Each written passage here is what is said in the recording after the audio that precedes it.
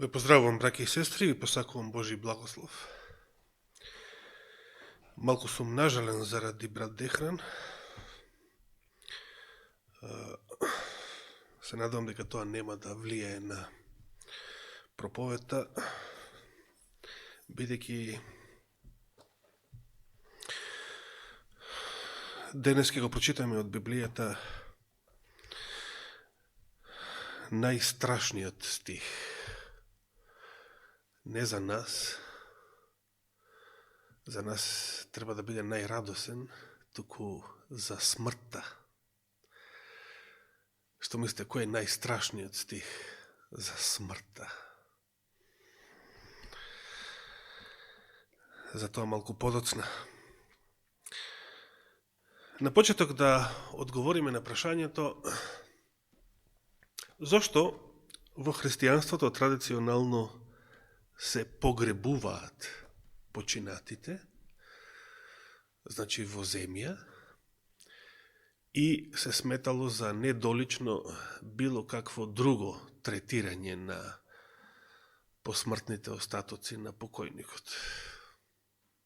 Например, не кремирање, не балсамирање во музеи, не знам какви други методи.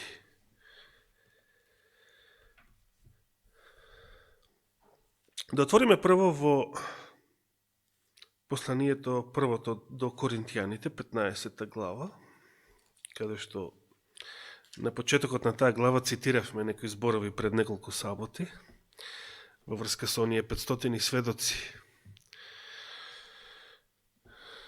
кои што го виделе Христа воскреснат во 15 глава. Главата зборува за воскресението. Ако постои цела една глава која што најмногу зборува за воскресението, тоа е оваа глава. Значи, конечно познаваме некои кои што се болни од COVID-19. Се сеќавате кога пред месец дена прашував, познавате некого кој што е болен од оваа болест? Ние не се сомневавме во постојањето на болеста, но нагласокот ми беше дека тие информации ги прифаќаме со вера. Значи, ние не можеме да докажеме дека постои и болеста и вирусот, иако никогаш не сме се сомневале во нив, туку дека ги прифаќавме со вера. Сега ни е потребна поголема вера, кога се молиме и го посакуваме исцелението на сите наши болни браќа и сестри, независно од која болест. Значи, прво послание до Коринтијаните, 15 глава, и погодете кој стих сакам да го прочитам. Може да погодите. Ова е голема глава. Би било тешко вакво прашање да одговорите, може би. Ке почнеме да читаме од 35-тиот овој пат, значи не од почетокот. Да, тоа што го споменав за 500-ните сведоци, тоа беше тогаш. Значи, тогаш цитиравме од почетокот на главата, но сега имав други стихови на ум. Значи, ке почнеме да читаме од 35-тиот стих. Но ке рече некој, прашува апостол Павле, но ке рече некој, како ќе воскреснат мртвите и во какво тело ќе дојдат? Многу актуелно прашање, нели? Постојат денес луѓе кои што би го поставили ова прашање? Денес може би постојат многу повеќе отколку во првиот век. Каков одговор дава апостол Павле на ова прашање? Веројатно некој го поставувале ова прашање во првиот век, некои тогашни неверници, па затоа и он го споменува. Каков одговор дава апостол Павле? Што вели прво во 36 стих? Безумниче. Зошто? Кој беше безумникот, се сеќавате во псалмите? Безумникот беше оној што во своето срце рекол, нема Бог. И обично прашањето како ќе воскреснат мртвите и во какво тело ќе дојдат, барем првиот дел од прашањето, најчесто го поставуваат неверниците или безумниците, што ги нарекува писмото. Безумниче, тоа што го сееш ти нема да оживее ако не умре. На што мисли? 37-миот. Ако го сееш, не го сееш телото кое треба да настане, туку што? Голо зрно, например пченично или некое друго. И 38-миот. Но Бог му дава тело какво што сака, и тоа на секое семе негово собствено тело.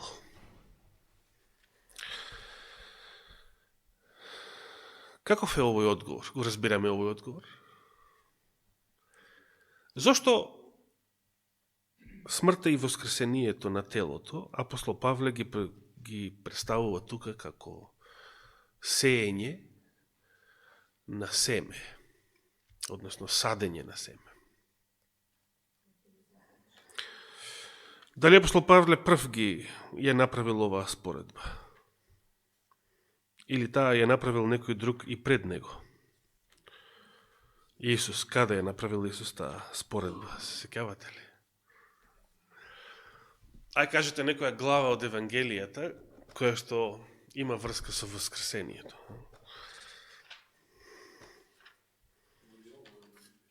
Во Јован, точно. Точен одговор, Борче ве приближи кон одговорот. Како? Благодарам. 12 глава.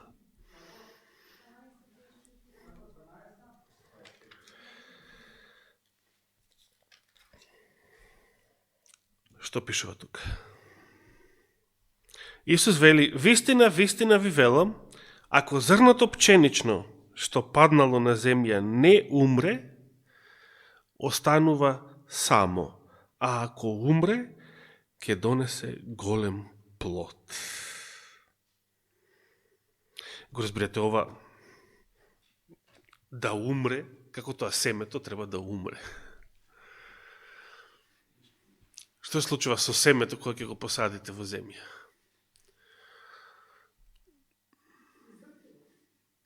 Значи семето, самото семе што прави? Се распаѓа.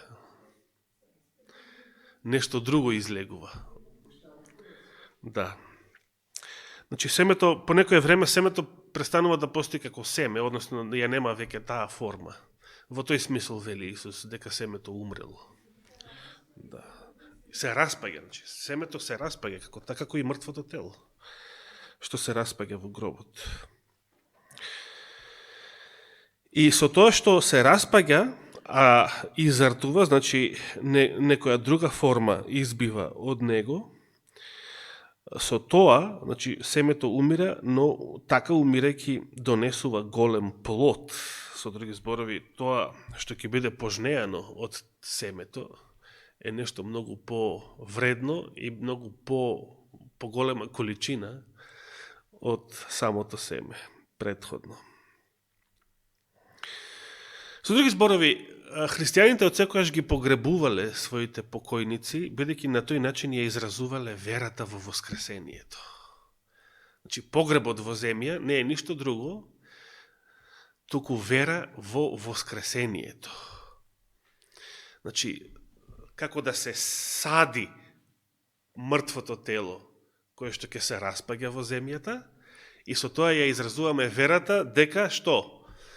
Дека ќе воскресне во Господовиот ден. Ова треба да знаеме што значи изворно погребувањето на починатите. Се разбира, мнозина погребуваат покојници без да го знаат ова и без да веруваат во Бога. Како што мнозина пушат цигари без да знаат дека пушењето, која била изворната функција на пушењето, знаете ли? Пушењето било индијанска, паганска молитва кон богот Маниту. Значи, секој што пуши, му се обраќа, принесува молитва на паганскиот Бог. Дори да се атеисти, тие што пуши, да не веруваат во ништо, тоа е пушењето. Пушењето е една форма на идолопоклонство која што ја практикувале индијанците во своето паганско општество на американскиот континент. И патем речено, ако се сеќавате, еднаш споменав дека кога првите белци го научиле пушењето од индијанците и некој што се вратил во Европа и сакал да се пофали пред своите дека научил да пуши, да покаже што е тоа. Знаете како реагирале европејците кога го виделе првиот белец како пуши и како излегува чад од неговото тело? Веднаш наполниле кофи води и почнале да го поливаат, затоа што помислиле дека од внатре се запалил. Толку за пушењето, како пример. Сега, проповедта ќе премине во еден необичен облик.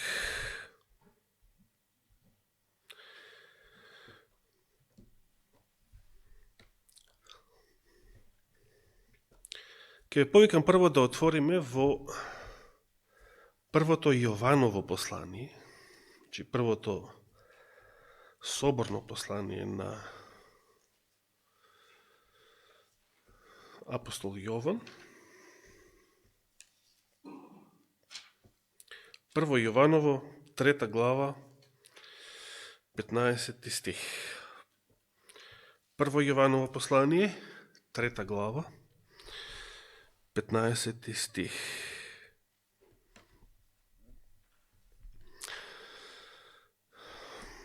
Да прочитаме што е тука запишано. Нешто многу интересно. Го гледате стихот. Прво Јованово, 3 глава, 15 стих. Секој што го мрази братот свој е што? Човекоубиец. И познато ви е дека ниеден човекоубиец нема живот вечен што ќе остане во него. Интересен за нас ќе биде вториот дел од овој стих. Но, само да коментирам нешто, да искоментирам за првиот. Зошто секој што го мрази својот брат е човекоубиец?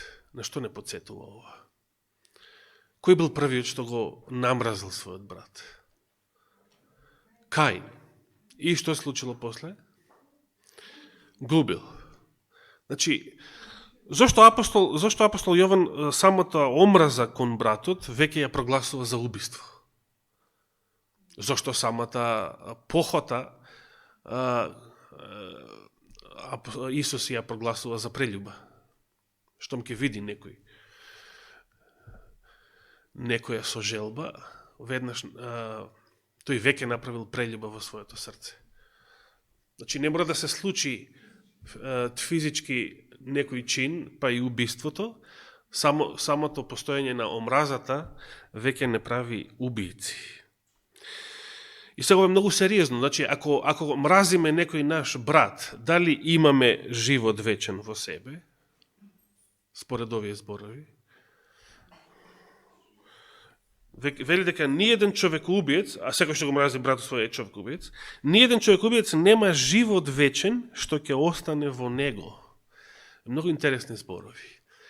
Зошто вака ја изразува мислата апостол Јован? Нема живот вечен што ќе остане во него.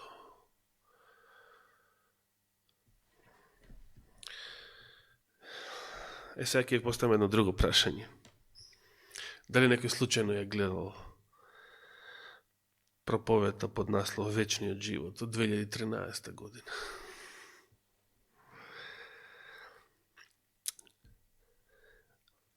Би сакал да ве подсетам малку на таа проповед, но прво ќе ви прочитам едно писмо кое што го добив на имейл адреса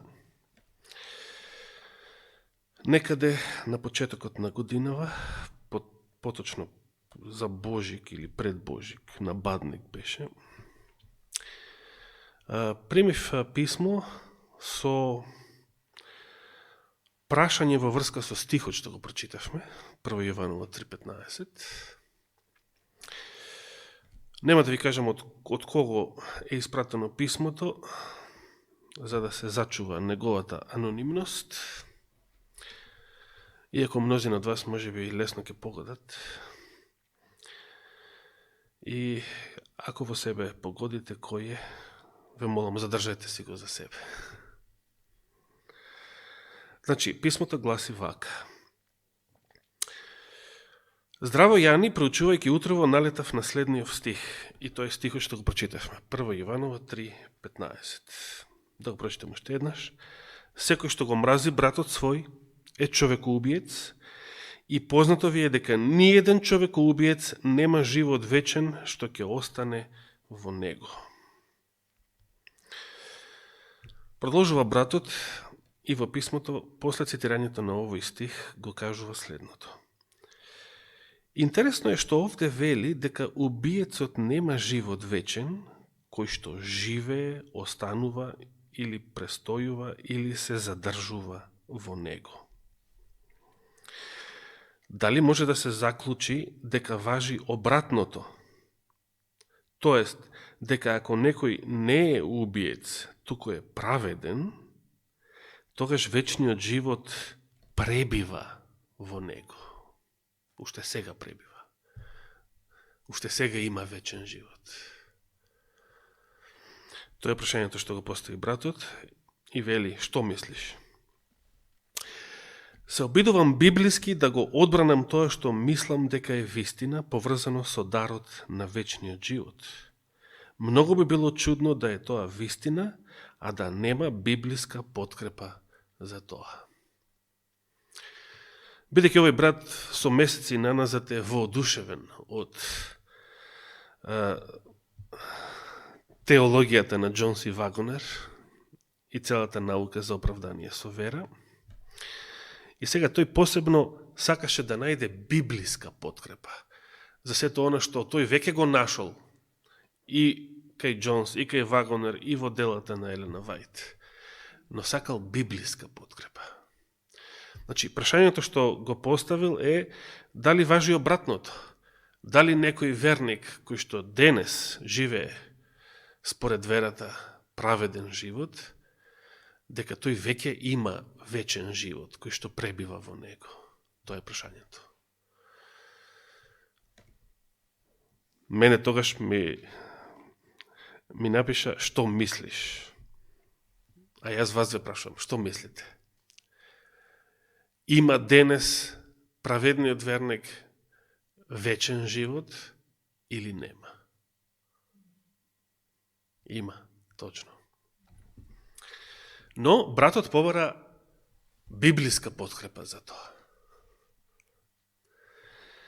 Јас му напишав одговор и некои од тие стихови ќе ги прочитаме.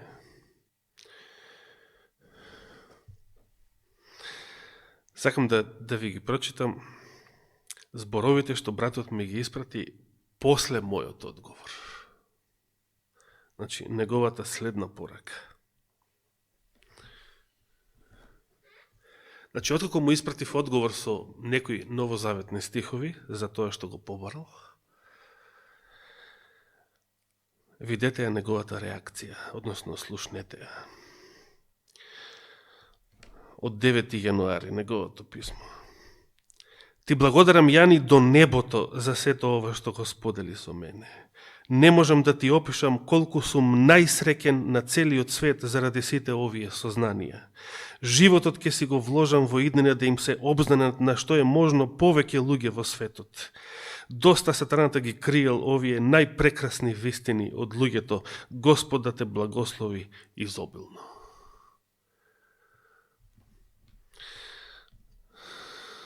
Што е тоа што толку го воодушевило братот? Кои се тоа библиски стихови кои што ги поборал како подкрепа на своето верување? Дека верниците кои што живеат послушен и праведен живот уште денес, уште сега го живеат вечниот живот. Првиот одговор се наоѓа во истото послание. Значи, ние прочитавме 1 Јованова 3:15, а сега ќе имаме една мала пермутација на овие бројки. 1 Јованова си останува исто, но наместо 3:15 ќе имаме што? 5:13, ја мислев, да, ќе го прочитаме и 12 стих. Значи, сега 5-та глава. Замислете колку интересно. Некој го чита 1 Јованово послание, доаѓа до 3-та глава 15 стих, тој стих му раѓа едно прашање во неговиот ум, а одговорот на тоа прашање веќе се наоѓа во истото послание, само малку понатаму во 5-та глава. 1 Јованово послание, 5-та глава. Ајде го прочитам и 12-тиот, па потоа 13-тиот стих. Кој го има Синот Божи, вели Јован, тој го има што? И тој живот. Кој живот? Предходно во 11-тиот стих вели. А сведоштвото е тоа дека Бог ни дарувал живот вечен. Значи, во 11-тиот стих Јован вели дека Бог ни дарувал живот вечен. И тој живот е во неговиот син. И сега, кој го има Синот Божи, тој го има и тој живот. Кој живот? Вечниот живот. Кој го нема Синот Божи, го нема тој живот. И 13-тиот стих, за да биде појасно, ова ви го напишав вам, кои верувате во името на Синот Божи, за да знаете дека имате живот вечен и да верувате во името на Синот Божи. Кога започнува вечниот живот? Љупчо Интегра во универзална зала пред 7 години рече дека вечниот живот започнува со смртта, кога ќе почине човек, тогаш започнува вечниот живот. И на тој начин Јанош Ковач Бироси ја расипа евангелизацијата, кога му дозволи на овој брат збор, за да тресне една невистина во неа. Да, тој така си верува искрено. И тоа за мене беше повод да ја одржам тогашната проповед за вечниот живот, каде што фокусот ми беа овие стихови од 5-та глава. Но претходно имав поставено прашање, а што веруваат адвентистите, да речеме, кога започнува вечниот живот? Ако не започнува со смртта на телото, како што исповедаше брат Љупчо, тогаш кога започнува? Затоа што повеќето луѓе би рекле, па добро, ако не започнува со смртта веднаш, тогаш треба да започне кога? Дури со Христовото доаѓање и со воскресението од мртвите. Но Библијата не вели така. Библијата вели дека за верникот, за новородениот христијанин, вечниот живот започнува веднаш. Да се подсетиме на Христовите зборови сега назад во Евангелието по Јован.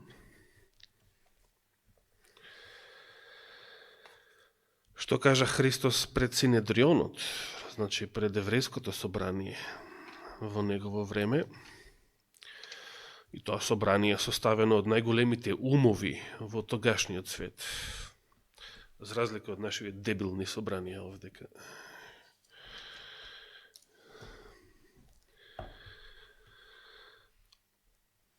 Што посветочи Исус за вечниот живот?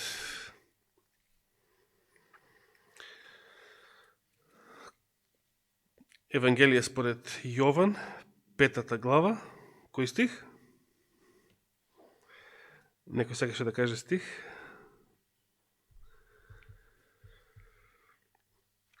Ке го прочитаме 24 стих. Евангелие според Јован, 5 глава, 24 стих. Вистина ви велам,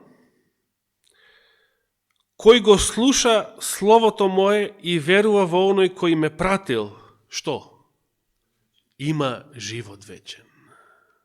Значи, Јован ова не го измислил, туку го научил од Христа, од својот учител. Тој веќе има живот вечен. И нема да дојде на суд или осуда, туку преминал од смрт во живот.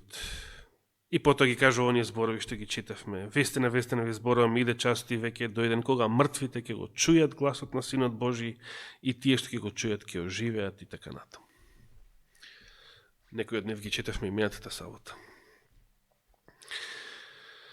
Да сетиме што кажа Исус во 6 глава и на други места што ги цитиравме порано. Значи, кој верува во Словото Мое, кој верува во мене, кој го запази Словото Мое, што? Тој нема да умре. Или тој нема да види смрт довека. И ги објаснувавме тие зборови. А сега вели, тој има живот вечен. Зошто кажува вака? Зошто вака зборува Христос? Тој што поверувал во Христа, тој што го слуша и значи е послушен на Словото Мое, тој веќе има живот вечен. Зошто ги кажува овие зборови? Зошто вака се изразува? Ова е прекрасна радосна вест. Ако верувате во Христа, ако го чувате Словото Негово во вашите срце, вие веќе имате живот. Вие сега го живеете вечниот живот. Како тоа сега живееме вечен живот? Па нели луѓето умираат? Па нели мнозина верници умреле? Па Христос вели не умреле. Што рече за Јаировата ќерка? Девојчето не е умрено, туку спие. Значи, верникот уште сега го живее вечниот живот, затоа што телесната смрт не представува никаква пречка за него.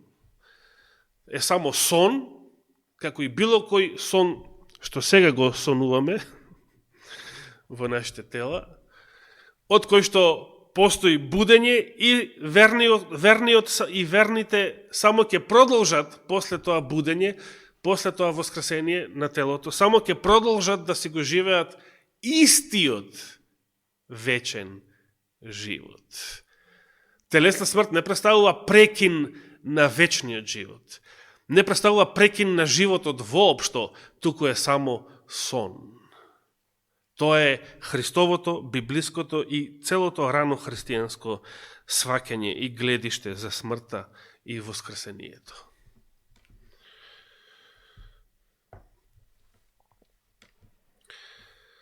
Да се подсетиме на Христовите зборови од Јован 10 глава.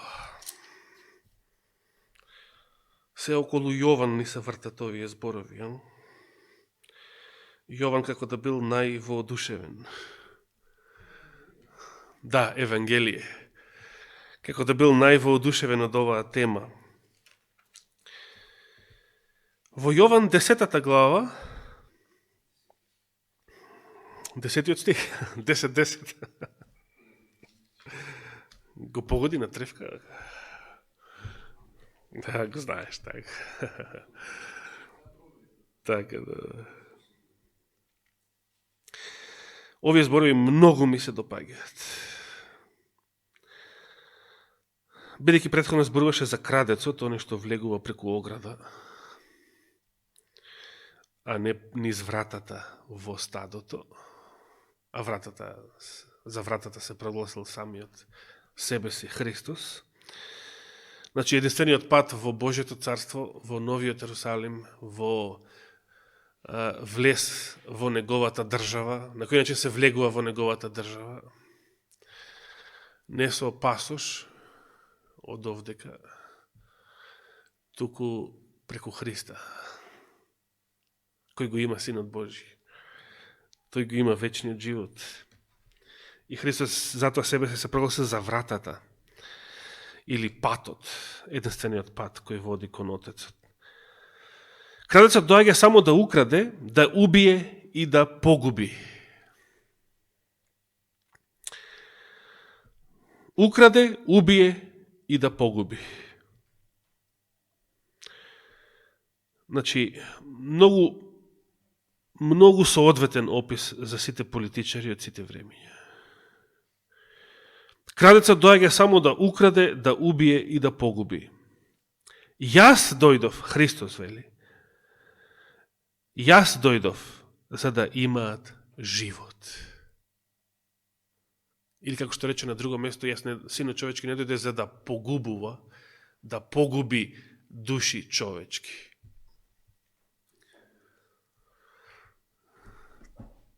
Како што Стариот Завет погубуваше души човечки. Значи, и кога праведно се погубува, сепак тоа беше погубување, тоа беше смрт. Христос вели, јас дојдов за да имаат живот и што? И да го имаат во изобилие. Разбирате ли што значи ова? Значи, вечниот живот е истиот живот, што сега го живеете. Јас дојдов за да имаат живот и да го имаат, и сега не вели и некој и вечен живот после смртта или после воскресение, како да е тоа некој друг живот. Не, јас дојдов за да имате живот и да го има истиот живот што го имате, да го имате во изобилие, а тоа значи бесконечно, бескрајно. Затоа многу ми се допаѓаат овие зборови. Еден те ист живот.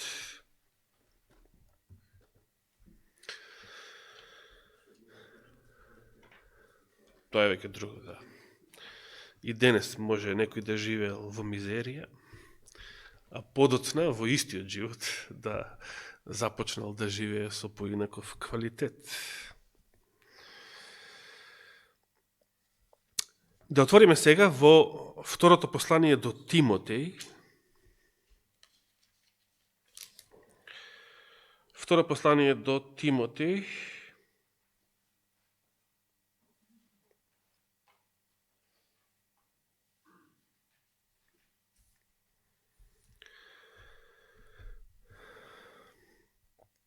Прва глава,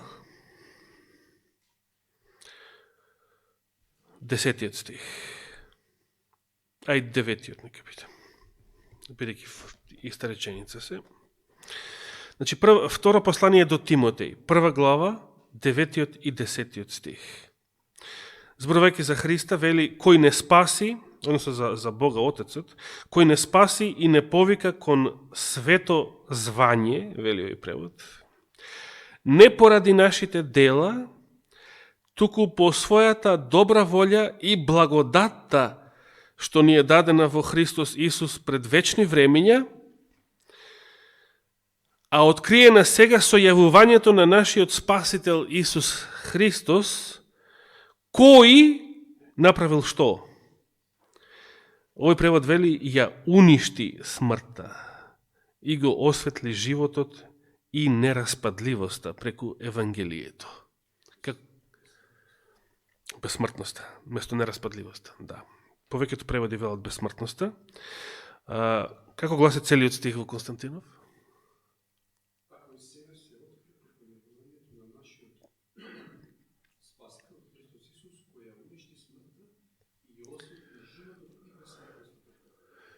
Уништи смртта. Ја уништи смртта. се поставува прашање, дали постои нешто што е уништено? Дали нешто што е уништено постои? Може да ми кажете пример на нешто што постоело, ама е уништено. Пример СФР Југославија, а како тргнале работите и Северна Македонија за некое кратко време. Советскиот сојуз. Постојат денес Југославија и Советскиот сојуз? Постои денес Римската империја?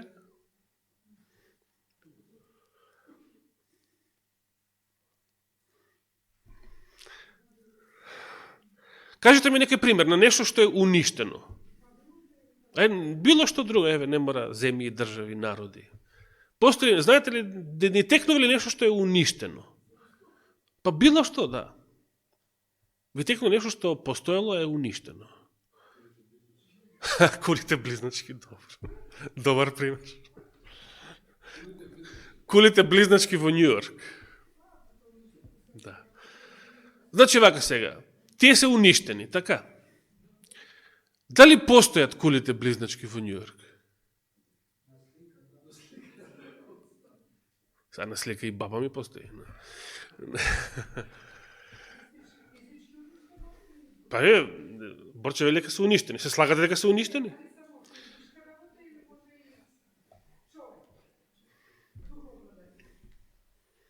Па не постои човек што е уништен.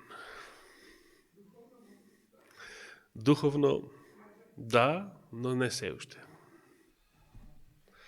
Точно. Добро, значи, дали постојат во Њујорк кулите близначки? Затоа што се уништени дека. Сега. Библијата не вели дека Господ Христос ја уништил смртта. Прашање, дали постои смртта?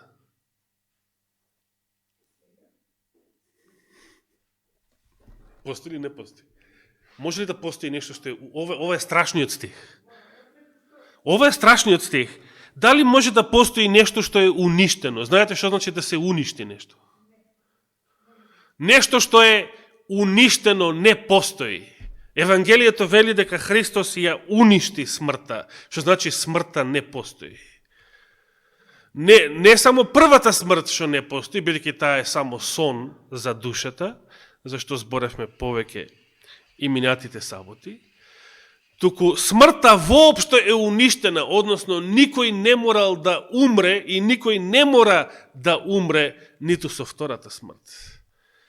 Единствената причина зашто мнозина за жал ќе умрат со втората смрт, ќе умрат на вистина, бидејќи душата ќе биде погубена во огненото езеро, не само телото, е како што вели Джонс, затоа што тие така избрале, затоа што тие така сакале. Звучи премногу добро за да биде вистинито? Библијата така вели. Како тоа луѓето така сакале. Околу смртта и воскресението завршуваме, но на оваа тема сепак ќе продолжиме и следната сабота. Не ги прочитав сите стихови што ги испратив како одговор на братот на неговиот имейл, од кој што тој, значи од самите библиски стихови, беше толку воодушевен по тоа. Нека му е фала и слава на Господа. Амин. Оче наш, ти благодариме најнапред за ова прекрасно освежување денес. Ти благодариме за ова сабота во која што се уште сме живи и здрави, дишеме и покрај сите таги и причини за тага. Сепак не оставаш без радост, а најголемата радост е Евангелието, радосната вест. Ти благодариме, Господи, за Твојот бесконечен дар, животот на Твојот возлюбен син, неговата жртва, неговото спасение, кое што ја уништи смртта. И смртта е навистина победен непријател, како што рече и апостол Павле. не само победен, туку е уништен. Ти благодариме, Господи, што смртта не постои, бидејќи Ти така велиш. Што сите наши покојни, мили и драги се во Твои раце. Што спијат во земниот прав, значи не се мртви, туку спијат. И што Ти ќе ги воскреснеш. Сега те молиме само за оние кои што се уште во овој свет, како и ние, особено нашите болни. Те молиме за сестра Мимица, те молиме за брат Стојан, сестра Стевка, а најмногу денес те молиме за брат Михајло, брат Дехран и брат Раде. Те молиме, Господи, да ги исцелиш овие Твои слуги. Те молиме ова искуство да биде еден нов почеток на нова радост и нова страница во нивниот живот и во нивната служба. Те молиме, Господи, за Твојата утеха, за Твојата благодат и за Твојот мир во остатокот од овој саботен ден. А за тоа Ти благодариме во името Христово. Амин.